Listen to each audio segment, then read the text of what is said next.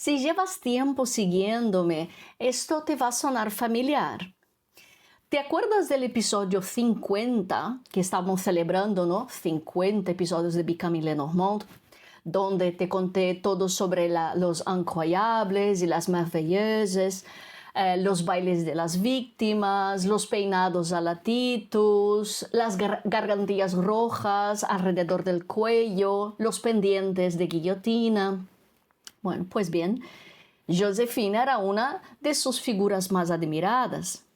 Y es exactamente en ese París frenético, libertino y traumatizado, ese París que decidió colectivamente que la mejor respuesta al terror era el escándalo y el placer, donde nuestra historia transcurre ahora. La cosa sigue.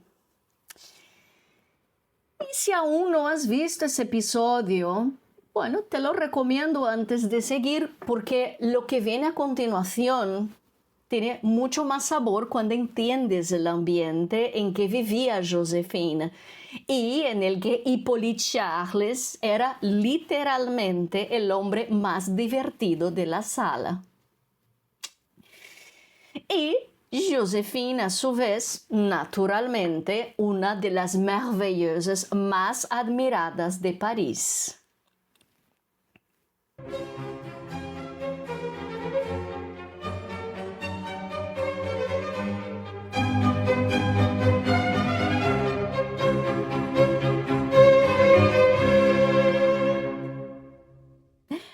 Hola, ¿qué tal estás? Espero que muy bien. Seguimos con nuestra investigación biográfica de la vida de no solo de Mademoiselle Marianne Adélaïde Lenormand, como también ahora hablando un poquitín más, ahí adentrando en la vida de Joséphine, de Napoleón y bueno, y ahora de Hippolyte Charles, que ha entrado ahí en el juego, ¿no? En este París libertino, las canciones que corrían por las calles en esos años lo decían sin rodeos lo que pasaba por ahí. Una de las más populares, música y letra de Despreaux, que la llamaban Saint-Gene, la cantaban incluso los niños en los tejados. Te la voy a traducir.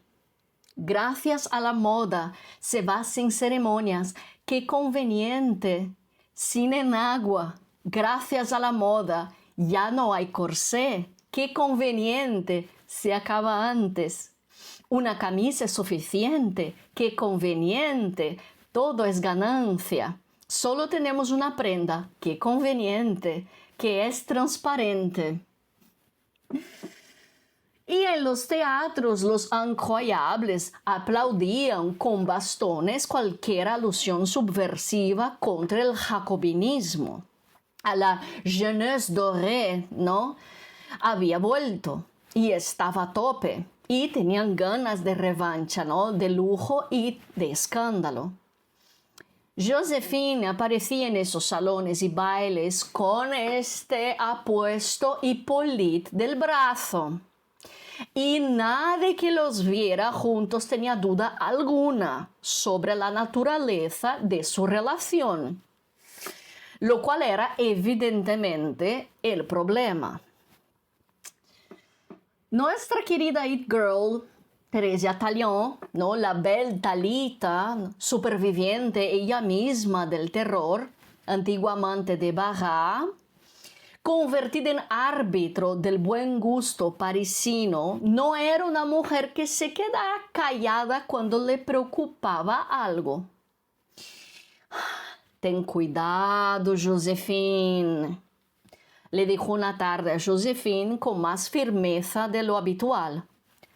La gente envidiosa, los celosos podrían contarle a tu marido lo que ven. Joséphine levantó una mano con esa despreocupación suya tan cuidadosamente cultivada. ¡Ay! Me divierte. Me distrae.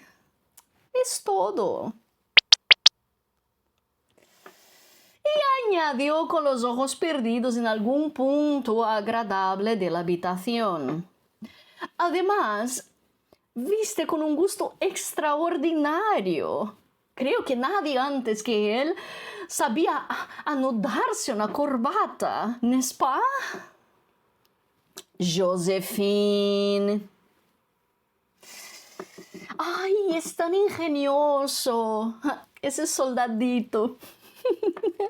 No me dijo el otro día hablando de Bonaparte que estaba en el Valle del Po, que es bueno sin Génova. No es irresistible.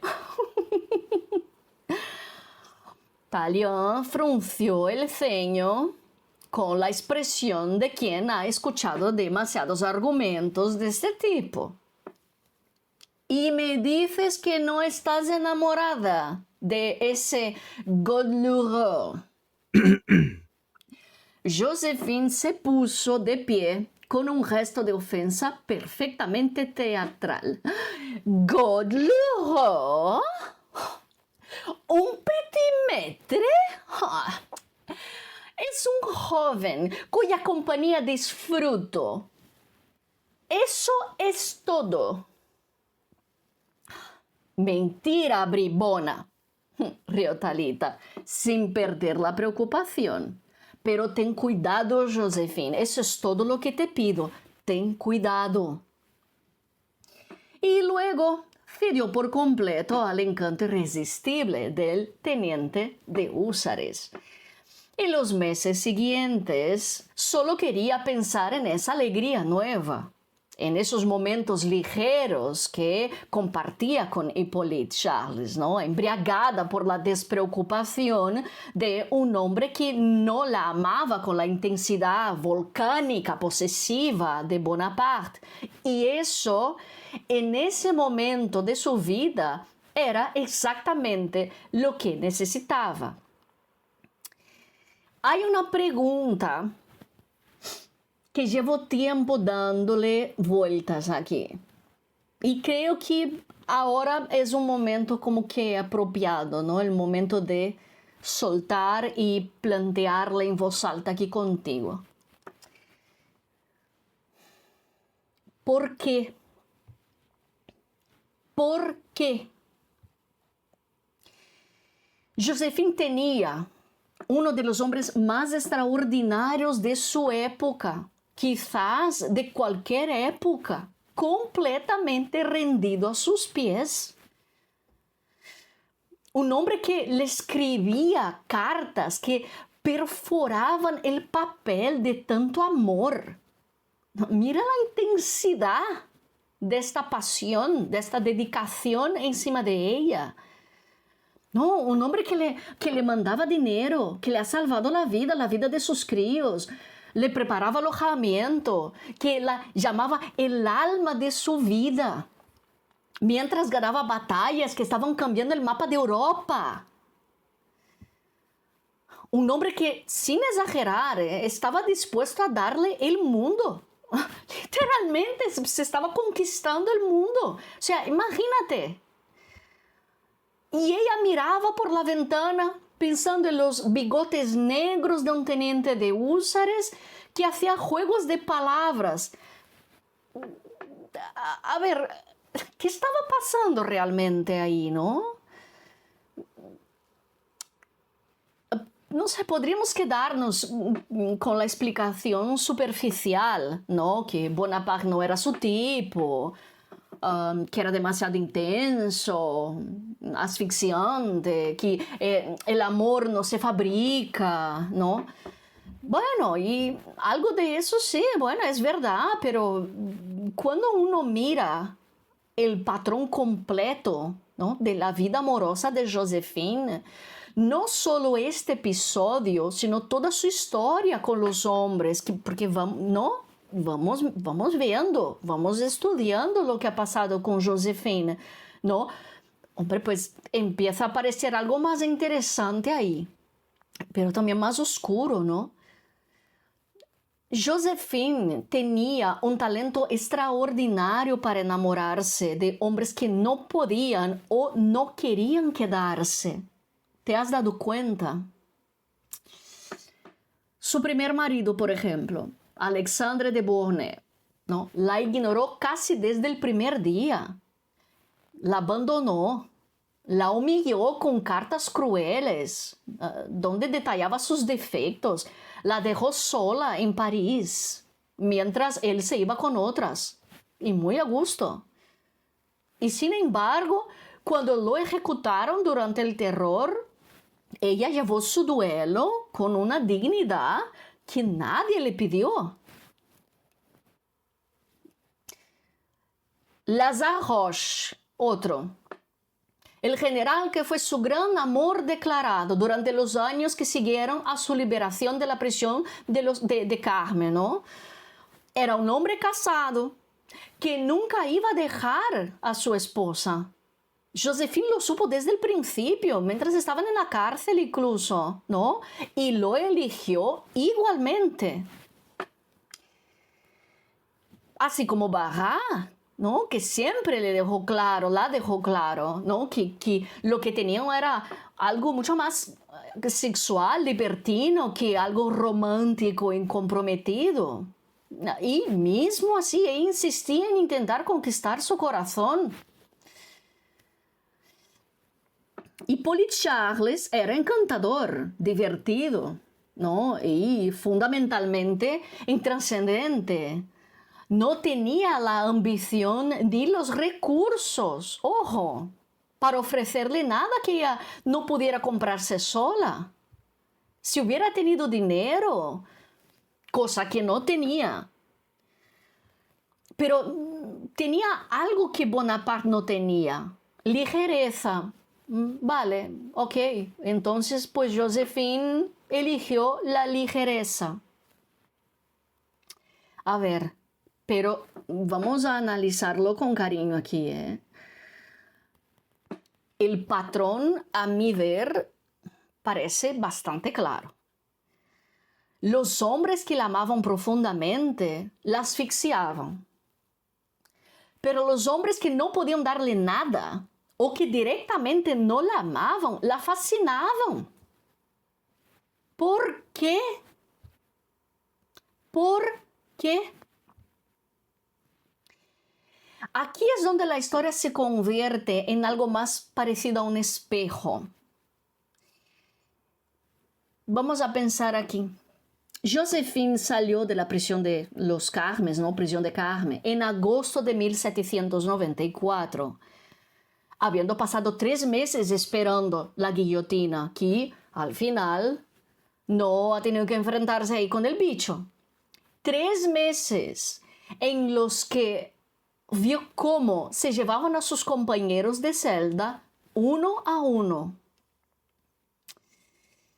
sin saber cuándo llegaría su turno. Hombre, mira la tensión, mira la ansiedad y la angustia, ¿no? De que a lo mejor me toca a mí y de que cada día durante 3 meses con esta angustia, literalmente terror, ¿no? 3 meses en los que el sonido de los cerrojos significaba que alguien iba a morir y que quizás esa alguien era ella. Hombre, eso no se olvida. Eso no puede olvidarse. Eso se queda ahí agarrado en tu mente, en tu emocional, en tu psicológico. Y aquí está la pregunta, ¿no? Que me parece importante hacerse. ¿Qué le hace a una persona sobrevivir una experiencia así? Porque estábamos hablando, ¿no? En el episodio 50, ¿no? De los incroyables y de Val de Victimas, ¿no? Las maravillosas y todo eso. Parecía que era la reacción de todos, ¿no? Una reacción de total desespero de buscar la vida y el placer y intentar de alguna forma sanar, ¿no? Todo esto que fue de verdad. Terrible. Tú has visto. Estamos estudiando esto ya en episodios anteriores con afinco, ¿no? Con fuerza. Entonces, a ver, ¿cómo reorganiza su relación con el riesgo? ¿no? Josephine, y no solo con el riesgo, con el placer, con la propia vida. ¿Cómo vuelves a vivir? ¿No? Bueno, los psicólogos que trabajan con trauma, ¿no? Por ejemplo, ¿no? Y en 1796 no existía esa palabra, por cierto, ¿no? Ni esa profesión, ¿no? Así que Josephine navegó todo eso completamente sola y sin nombre para lo que le ocurría. Y sin tener a un diván o a quien poder desahogar, ¿no? En una sesión. Claro, tenía sus amigas, pero tú entiendes, un profesional ahí no existía. Y claro, describen, por ejemplo, ¿no? Los psicólogos que trabajan con trauma, describen un fenómeno que he visto que se ve que llaman de búsqueda de sensaciones como respuesta al trauma. Entonces, cuando el sistema nervioso ha vivido durante meses en un estado de alerta máxima, que es el caso de Josephine y tantas otras personas ahí metidas, ¿no? en el terror, el cuerpo aprende a funcionar con adrenalina como combustible y adrenalina a tope. Cada día, cada día, cada día. Cuando esa amenaza desaparece, en el caso, ¿no? Todos al final, la caída de Robespierre fueron libertados de las prisiones. Bueno, a principio la calma retorna, ¿no? Pero ahí está. Cuando esa amenaza desaparece, la calma que llega se siente extraña porque tú estás cada día con la adrenalina, ¿no? Y ahí esta calma es como... Es algo vacío, es casi insoportable, creo, ¿no? Y claro, cuando observé ¿no? esta parte un poco más psicológica, comportamental de Josephine, me pareció interesante hacer una cierta reflexión aquí contigo, ¿no? Porque lo que vi, ¿no? Es que lo que Josephine describía como joie de vivre, ¿no? Este constante disfrute, ¿no? Es como el joie de vivre de esa voracidad de placeres, de fiestas, de romances imposibles, de estos momentos libertinos, ¿no? A ver, puede leerse también, ¿no? Como la única manera que encontró de seguir sintiéndose viva después de tanta adrenalina, meses y meses ahí, cada día, cada día. Entonces necesitaba, creo que esta emoción, ¿no? Que estaría o que intentó encontrar en todo eso, ¿no? En las fiestas, en estos hombres, en el erotismo exacerbado, ¿no? El libertino, el alcohol, ¿no? Y claro, esta forma de seguir sintiéndose viva, que al final acabó como que tornándose una especie de dopamina del peligro, ¿no? Que es como el subidón, este subidón del secreto, la intensidad del amor que no tiene futuro ninguno, ¿no? Que por eso mismo nunca se vuelve rutina. Entonces es, ¿me quiere o no me quiere? ¿Lo conseguiré conquistar o no conseguiré conquistar? Entonces no hay estabilidad. Entonces a lo mejor ahí hay algo de pensar sobre el comportamiento de Josephine. Pensé en esa cuestión de poder ser autosabotaje, de sabotearse, ¿no? La felicidad y tal, pero yo fui pensando y creo que fue el tema más hondo. Ahí hay la necesidad de seguir, tal vez, una teoría, seguir sintiendo esta dopamina loca, ¿no? Este subidón loco que ha pasado ella meses encerrada en la prisión de Carmen. Y claro, En el caso de Bonaparte, ¿no? Bonaparte con toda su grandeza, ¿no? Representaba todo lo contrario. Tenía, para ella, ¿no? Lo que veía ella, ¿no? Con Bonaparte y todo lo que representaba, ¿no? Bonaparte era seguridad, permanencia, un futuro concreto, concretísimo y quizás inconscientemente, no lo sé, eso era exactamente lo que Josephine no sabía cómo habitar. No estaba acostumbrada con eso. Ella, de cierta forma, adrede o no, ¿no? Consciente o inconscientemente, Josephine fue educada de una forma completamente contraria. Y hay otro hilo que me parece igualmente revelador, que me gustaría compartir contigo. Josephine se burlava de Bonaparte. No, lo llamaba el gato de botas, como una condescendencia afectuosa que era, a ver, en el fondo, una forma de disminuirlo, ¿no? De rebajarlo, de tomarle el pelo, ¿no? Le contaba sus cartas a Talita riéndose de la intensidad de su amor, o sea, le estaba constantemente burlando de los sentimientos hiper sinceros de Napoleón. Napoleón se estaba abriendo el corazón. Tú imagínate un hombre como Napoleón Bonaparte en su intimidad abriéndose así como escancarando el corazón y está ahí a enseñar sus cartas y a reírse y a hacer burla, ¿no?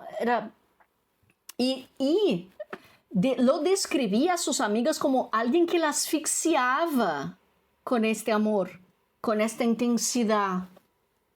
Alguien cuya esa pasión era excesiva y ridícula casi.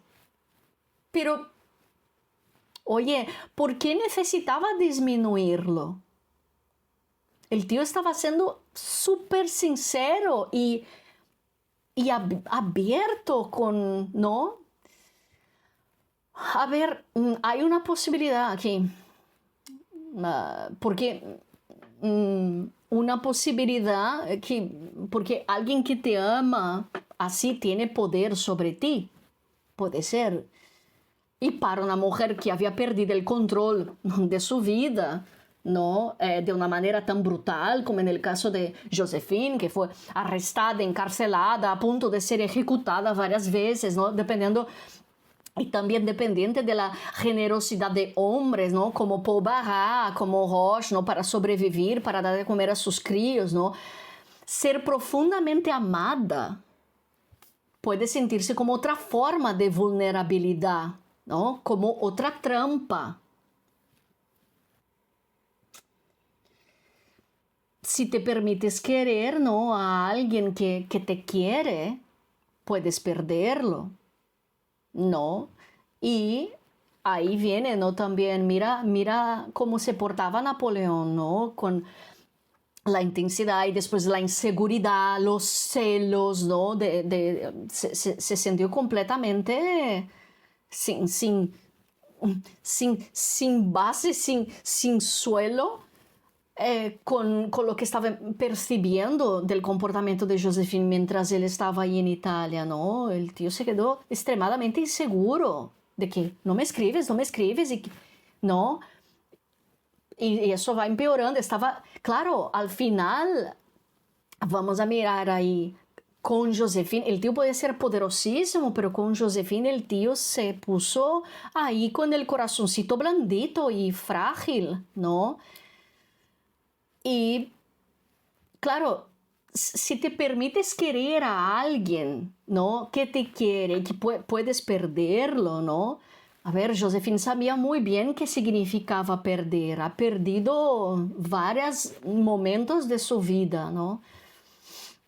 Y con Hippolyte Charles en el caso, no había ese riesgo. De cierta forma, ella tenía el subidón y sabía que, bueno, se cambiaba el aceite y tenía el subidón de adrenalina con las, ¿no? Diversiones y tal con Hippolyte, pero claro, era un romance sin consecuencias reales. Ella lo sabía, ¿no? O eso pensaba ella. Y sin la intensidad que obliga a abrirse, como en el caso de Napoleón, ¿no? Con Napoleón. Sin la profundidad que duele, ¿no? Cuando se rompe este gran amor, que era lo que Napoleón estaba sintiendo ahí en ese momento, de percibir que ella simplemente pasaba de él, ¿no? Claro que se equivocaba, ¿no? Las consecuencias llegaron.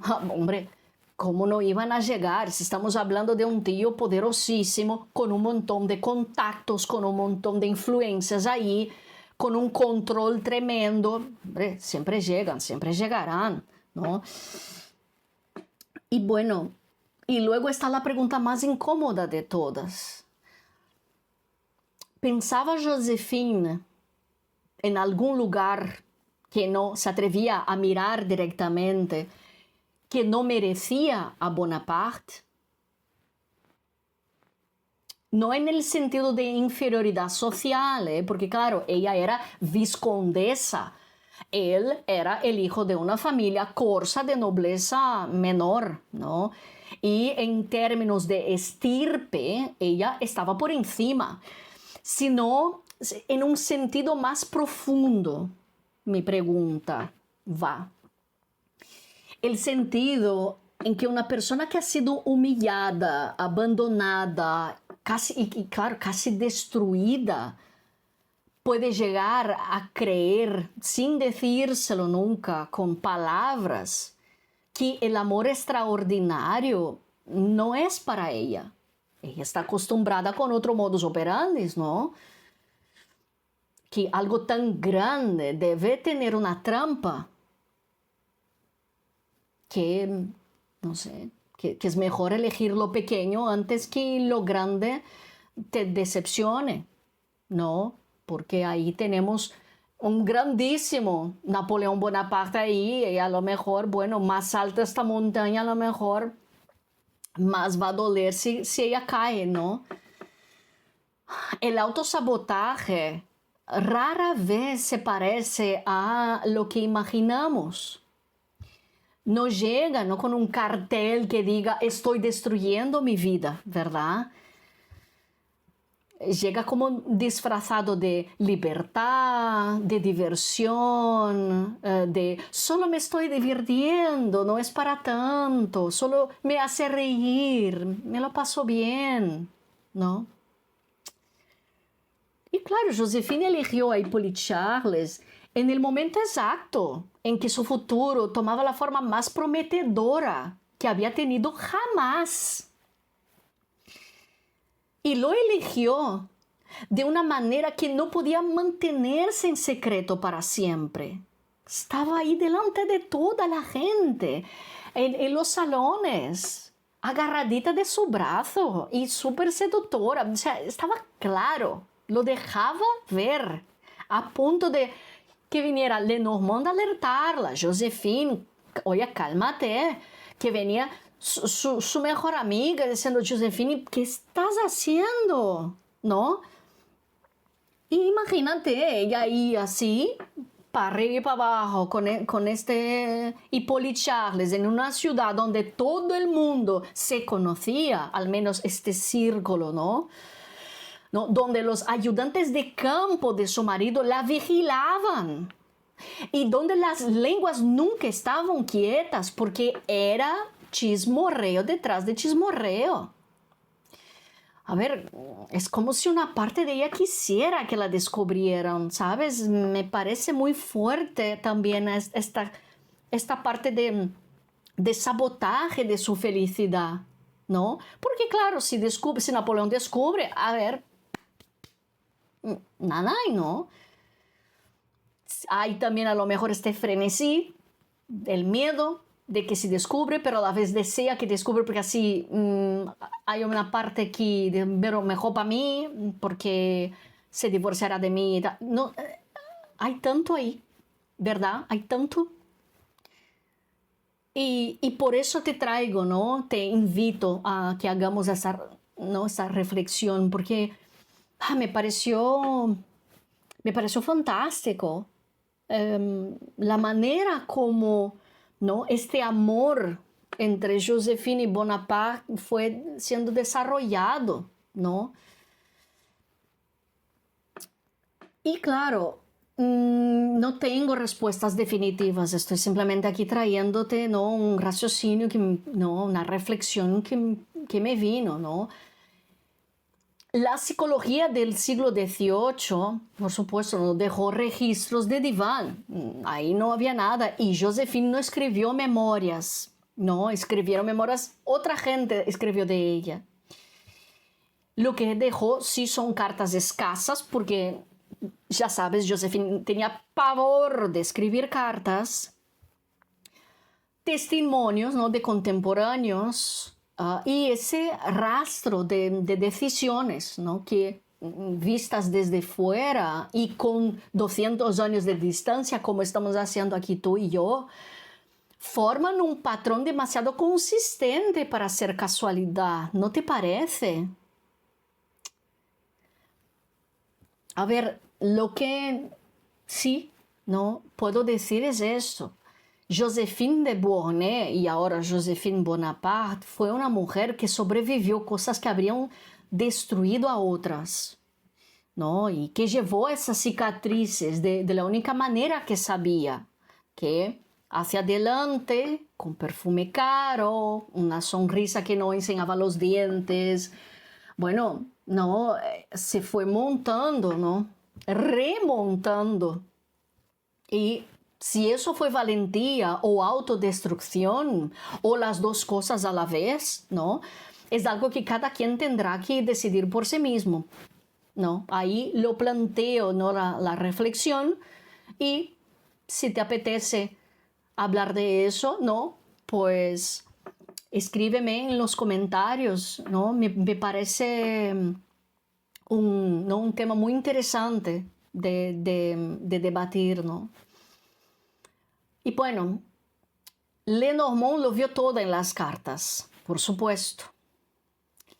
Pero hay cosas que se pueden ver con perfecta claridad y aún así no poder cambiar. Porque Lenormand también fue otra que insistía en alertar a Joséphine, ¿no? Y además explicaba la parte espiritual, la parte esotérica, futura, el porvenir de las acciones de Joséphine. Entonces, imagínate la situación de Marianne al ver las cagas que estaba haciendo Joséphine con su vida personal, ¿no? Y lo que veía para ella Lenormand era grandiosísimo, impensable, ¿no? Y a la vez diciendo, es que está cambiando la ruta, por el amor de Dios, ¿qué estás haciendo? Y de nuevo te traigo, ¿no?, la misma reflexión que habíamos hecho, ¿no?, en episodios anteriores, ¿no? ¿Cuántas veces, si tú trabajas ahí con lecturas de cartas, mancias en general, ¿no?, o que estás tú de alguna forma, ¿no?, dando consejos a tus clientes y ves que no hay manera y tú ahí lo tienes clarito lo que va a pasar si la persona sigue por este camino y tú aconsejas y tú insistes? A ver, no podemos hacer más que eso. Hay que respetar el libre albedrío de la gente. Entonces, ¿no? Y era lo que hacía Mademoiselle Lenormand. Ella, bueno, sí, intentaba todo lo que podía, ¿no? Aclarar, dar consejos, ¿no? Alertar, pero bueno, no podía hacer más que eso, ¿no? Si Joséphine quería meterse ahí en líos, bueno, pues se metía en líos, ¿no? Bueno, la Rue de Chantereine recibió cartas de Italia con una frecuencia que empezaba a resultar casi opresiva. Hombre, claro, el pobre ahí en Italia, siendo ignorado, ¿qué crees que va a ser este hombre? Y además con una presión en la espalda y queriendo el apoyo de su compañera. Hombre, también ahí se explica, ¿no? Se entiende.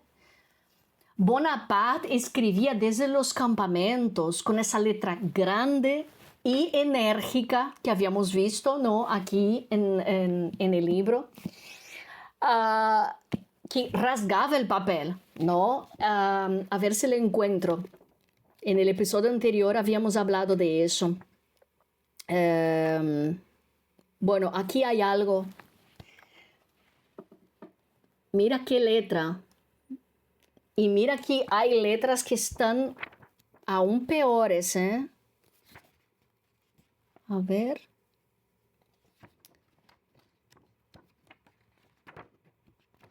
Ahora no lo veo. Ah, bueno, aquí hay uno. Mira qué intensidad en la letra. Lo que pasaba en la mente de este hombre. Y claro, ¿no? Con esta fuerza, ¿no? Mezclando declaraciones de amor, con ruegos, y ruegos con órdenes veladas, y órdenes veladas con reproches, ¿no? Apenas disimulados. El coronel Junot llegó a París portando banderas capturadas al enemigo, símbolo viviente de las victorias italianas, ¿no? Por parte de Napoleón Bonaparte, y una carta personal que pedía a Joséphine que regresara con él. Ella se negó. Ay, ay, ay. Luego llegó el coronel Murat. Joaquín Murat, primer ayudante de campo de Bonaparte. De pie en su salón con el uniforme azul marino y las charreteras doradas brillando bajo la luz, con una carta aún más urgente. Y en el libro de Jean de Bonnot, ¿no? Te lo voy a traducirlo, ¿vale? Murat, quien te entregará esta carta, te explicará, mi dulce amiga, lo que he hecho, lo que haré y lo que deseo. He firmado un tratado de paz con el rey de Cerdeña. Hace 3 días envié a Junot con mi hermano, pero llegarán después de Murat, que está de paso por Turín. Te escribí por medio de Junot para que viajaras con él y te reunieras conmigo. Hoy te pido que viajes con Murat. Ven. Este pensamiento me llena de alegría. Tu alojamiento está preparado en Mondove y Tortona. Mi felicidad es que seas feliz. Oh, mira qué mono. Mi alegría que estés feliz. Mi placer que tengas esto.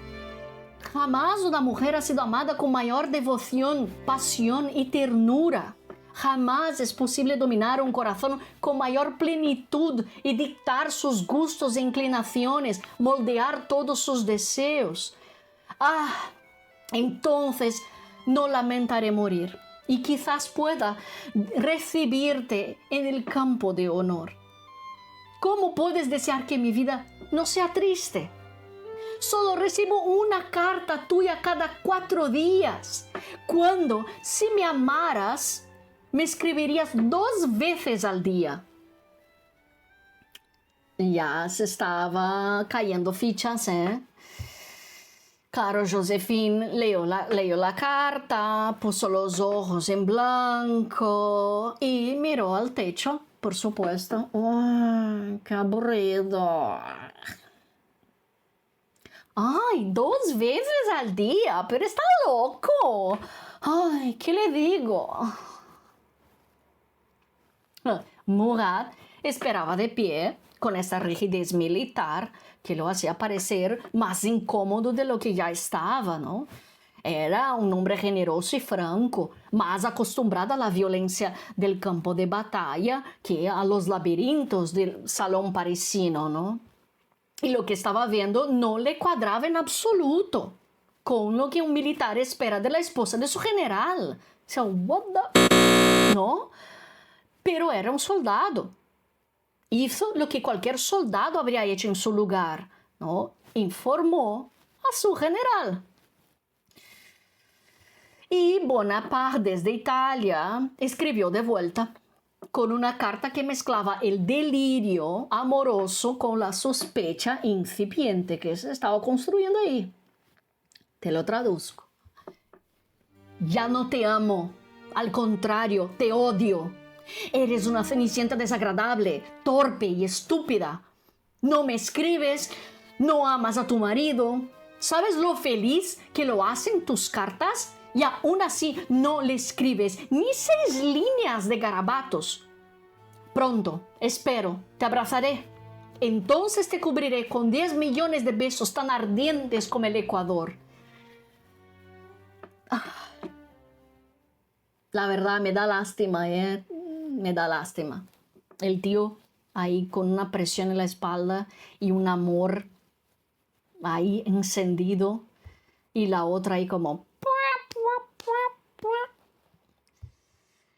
una cenicienta torpe y estúpida. Bueno, a ver, ¿no? Querida Josefina, lo has pedido. ¿Ves lo que te comento? Parece que pide llegar hacia el maltrato. Leyó en voz alta Madame Tallien, ¿no? Que estaba tomando el té en el sofá cuando llegó la carta de Napoleón. ¡Ay, ma chère! Te insulta y te declara su amor en el mismo párrafo. Incroyable. ¡Ay, es su estilo! Suspiró Josefina, doblando la carta con un gesto que era a partes iguales ternura y cansancio. ¡Ay, me asfixia con tanto amor, Talita! Esa es otra cosa, expone a Napoleón, la fragilidad de Napoleón, la intensidad, expone su intimidad a sus amigas. Oye, bueno, pues al final Murat había vuelto a Italia. Bonaparte seguía escribiendo, por supuesto, no tenía a Josefina ahí con él, así que... Y Josefina seguía sin moverse de París. A ver, señores, ¿cómo vamos a solucionar este tema? Hasta que una noche, después de regresar de la ópera con Hippolyte, encontró sobre la consola una nueva carta urgente. Y tuvo, según sus amigas, una idea repentina que la dejó tranquila de golpe. A la mañana siguiente, cuando Murat volvió a presentarse con otra misión de convencimiento, Josefina lo miró con esa expresión de pudor calculado, ¿no?, que había perfeccionado a lo largo de años, y le dijo, bajando modestamente los ojos hacia su vientre: por eso, a pesar de todo mi deseo, me es imposible hacer el viaje ahora mismo. Pero dígale al general cuánto me duele, de verdad. Murat no supo qué decir. Se fue y volvió a informar a su general. Aquí la historia se pone interesante desde el punto de vista histórico, ¿vale? Y creo que merece ahí una nota honesta.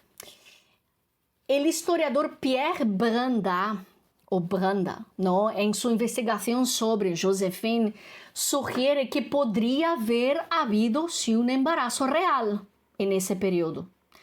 Uno que terminó en aborto, ¿no?, espontáneo, posiblemente durante el extenuante viaje que finalmente haría a Italia.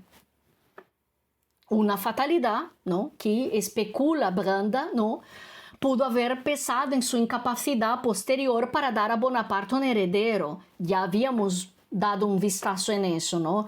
También todo, ¿no?, la intensidad y el terror y tal que ha pasado Josefina, hombre, también podía haber influido, ¿no?, en este tema de no conseguir volver a quedarse embarazada. Y entonces a lo mejor sí, se consiguió, pero perdía también. Es probable. Y claro, una fatalidad, ¿no? Que especula Branda no pudo haber pesado en su incapacidad posterior para dar a Bonaparte un heredero, ¿no? Y ahí también, ahí viene problemas que ya lo miraremos. Y la historia que nos llegó, ¿no? La del embarazo fingido como estratagema, puede ser la versión simplificada de algo más trágico y más complejo, la verdad. Entonces ahí también puede haber sido estratégico, sí, pero también puede haber sido real y lo perdió. Así que si no hacemos tú y yo un viaje astral al pasado para ver al final qué ocurrió, ¿no? Bueno, eso se quedará ahí eternamente un misterio, ¿no? Lo cierto es que Bonaparte respondió con una carta de amor que es a su manera, ¿no? Una obra de arte, de la ternura masculina desconcertada, ¿no? Vamos aquí de nuevo con sus cartitas de amor, ¿no? Que te lo voy a traducir. Así que es cierto que estás embarazada. Murat me lo dijo, pero dice que te está sentando mal y que no cree que sea prudente que emprendas un viaje tan largo. Así que me veré privado de la alegría de tenerte en mis brazos otra vez. ¡Qué placer verte con tu pancita! Debes parecer más interesante. Pensé que estabas celosa, pero te juro que no. En lugar de saber que estás melancólica, creo que yo mismo te daría un amante. Mira, así que alégrate y sé feliz y ten presente que mi felicidad está ligada a la tuya. Oh.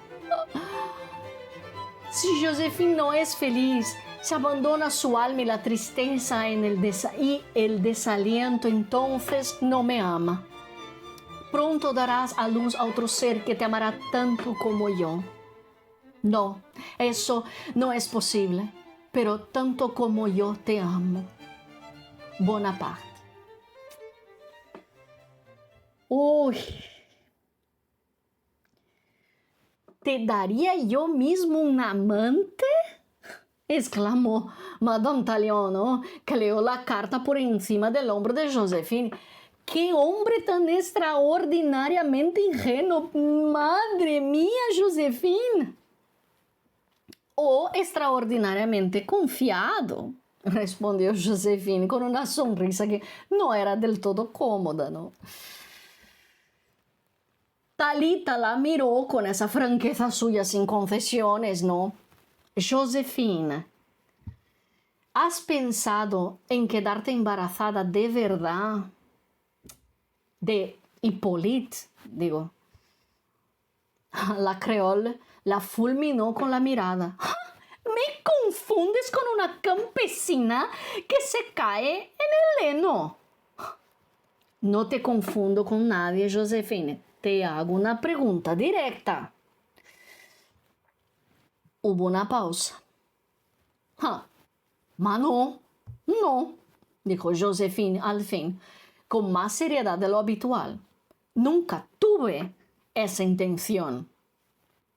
Bueno, Talita la creyó. O decidió creerla también, ¿no? Que no es exactamente lo mismo, pero... Y claro, la presión fue aumentando, Barras entonces lo pedía, Murat lo pedía, los hijos de Joséphine, Eugenio y Hortense fueron enviados a Italia como sin vuelo afectivo, ¿no? Y Bonaparte, que en los últimos meses había pasado de las declaraciones de amor a algo que se parecía peligrosamente a las sospechas, insistía con urgencia que ya no admitía excusas. Además, nuestra querida Marianne también insistía y pedía y alertaba, ¿eh? Imagina que en esta situación, Mademoiselle Armand lo tenía todo mirando con vista de águila, visión de águila, ojos de águila. Entonces, imagínate ver el otro ahí en Italia, ya poniéndose bastante preocupado. la otra como que no me interesa. Y viendo las consecuencias, sabiendo lo que podía pasar, ¿no? Bueno, al final Joséphine cedió, no tenía por dónde más salir, ¿no? Y quizás calculó que era el momento de ir. Así que el 24 de junio de 1796 partió de París acompañada de su cuñado político, Joseph Bonaparte, ¿no? El coronel Junot, y detalle que la historia no olvidaría. Su amante, Hippolyte Charles, que había conseguido de Leclerc un permiso para acompañar a la señora Bonaparte en su viaje, para garantizar su seguridad en los caminos. Por el amor de Dios, Joséphine. De nuevo, ¿me entiendes la reflexión que te hice anteriormente? Pero ¿dónde estaba pensando que eso sería una buena idea? El 13 de julio de 1796 encontró a Napoleón a las puertas de Milán. Fueron 18 meses maravillosos si se era Napoleón. Si se era Joséphine, fueron 18 meses de Italia, batallas demasiado cercanas para el gusto de una mujer criada entre la languidez caribeña y una vigilancia marital que Bonaparte ejercía con la misma minuciosidad que aplicaba a sus estrategias militares, ¿no?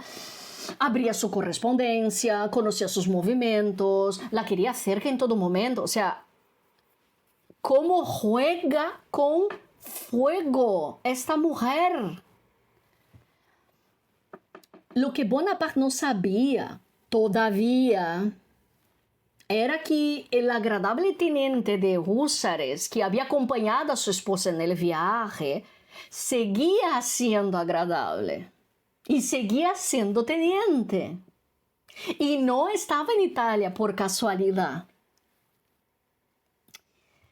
En la rue de Tournon, Lenormand, a barajar sus cartas. Ay, no, el 9 de pique seguía saliendo. Siempre el maldito 9 de pique. Aquella noche, probablemente Marianne escribió en su diario: la Créole fue a Italia, llevó al teniente de los ojos azules como equipaje de mano. El valet de carro la esperaba con los brazos abiertos en Milán y el corazón lleno de promesas. El valet de cœur se quedó cerca, esperando el regreso. El roi de cœur sigue sin saber nada, por ahora. El 9 de pique es paciente. Las verdades dolorosas siempre lo son. Y apagó la vela. Fuera en las calles de París, una voz anónima cantaba todavía: grâce à la mode, on a qu'un vêtement que es transparent. Y alguien reía en algún balcón del directorio. Bueno, notas aquí de investigación histórica que me parecen interesantes comentártelo. El encuentro de Joséphine con Hippolyte Charles tuvo lugar el 20 de abril de 1796, cuando el general Leclerc visitó la rue de Chantereine acompañado de su ayudante de campo, ¿no? Hippolyte Charles, que era un canceriano del día 6 de julio de 1773, nacido en Romans-sur-Isère. Era teniente, ¿no?, de húsares, de tez morena, bigotes negros, pero con ojos azules, según la fuente francesa Choteca, que corrige la descripción habitual, que comentó que sus ojos eran otros, de otros colores, de otro color. La duquesa de Abrantes lo retrató en sus memorias, ¿no?, como el hombre más divertido que había conocido. El tío tenía un carisma, ¿eh? La relación duró hasta el día 17 de marzo de 1798, cuando fue denunciada a Napoleón. Cómo se jugó con fuego esta tía. Joséphine partió hacia Italia el 24 de junio de 1796, acompañada de Joseph Bonaparte, Junot y Hippolyte Charles. Llegó a Milán el 13 de julio, ¿no?, de 1796. La cuestión del embarazo fingido como estratagema, ¿no?, para retrasar el viaje aparece en varias fuentes narrativas. Pero el historiador Pierre Brandat, que te comenté, ¿no?, que escribió el libro La biografía Joséphine de 2016, plantea la posibilidad de que hubiera sí un embarazo real, que terminó en aborto espontáneo durante el extenuante viaje que ha tenido que hacer ahí de Francia a Italia, con consecuencias para la fertilidad futura de Joséphine. ¿No? Es un matiz que la historia popular tiende a ignorar, pero yo creo que me parece importante también, ¿no? Vamos a poner ahí que eso también puede haber sido una posibilidad, una probabilidad. Y nada, bueno, así que, ay, la cosa se va aquí, ¿no? Tomando las llamas, fuego y pasión, ¿no? Pero me da una lastimica de Napoleón, no te voy a mentir, ¿eh? Cuando empiezas a leer las cartas y tú ves así la ansiedad del tío cada vez más y ella ahí como pasando. No me gustaría estar en la piel de Napoleón Bonaparte, ¿eh? En fin, vamos a terminar por aquí. Si tú acabas de llegar al canal, pues mira, te doy la bienvenida, ¿no? Te recomiendo a que sigas, ¿no? Que pones la sinetita para recibir el aviso. Antes yo siempre ponía cada domingo, como ahora estoy con el tema de las redes sociales también. Yo tengo que ir creando más contenido, esto me toma más tiempo, ¿no? Quien está acostumbrado ya lleva rato con Becoming Lenormand, ya entiende y la verdad sois un amor, ¿no? Por tener la paciencia de estar aquí, ¿no? Recibiendo el contenido, porque es un trabajo lento, la verdad, largo, profundo, y ahora también tengo que repartir el tiempo, ¿no? Con más contenido para redes. Entonces, soy muy agradecida de que tú que estás ahí conmigo desde siempre tengas esta paciencia para estar esperando que venga el aviso de la cinetita, ¿no? De que venga episodio nuevo. Muchísimas gracias. Me ayudas un montón. Si tú tienes cualquier duda, cuestión que tú te quieras tratar, pues escríbeme en los comentarios, porque me encantaría estar ahí entablando, ¿no?, una conversación contigo. Y, bueno, también si tú me estás siguiendo en YouTube y tienes Instagram disponible, TikTok instalado, ¿no? Bueno, pues ahí también me encontrarás en @BecomingLenormand, tanto en TikTok como en Instagram, ¿no? Con la misma dirección. Y bueno, voy trayendo contenido más del principio de la historia de Lenormand, porque al final vamos a pensar que fue casi que un año, un par de años, ¿no?, entre estar aquí en YouTube y al final tomar ahí el valor de ponerme con las redes. Entonces estoy pensando, si tú quieres ir recordando incluso, ¿no?, tú que me vienes acompañando desde el principio aquí en YouTube, tú quieres ir recordando la historia de Lenormand, bueno, pues ahí también tienes mi invitación. Sígueme en Instagram, en TikTok, ¿no? Y nada, como siempre te dejo un beso, un abrazo y deseo que tú tengas una linda semana. ¡Mua! A bientôt.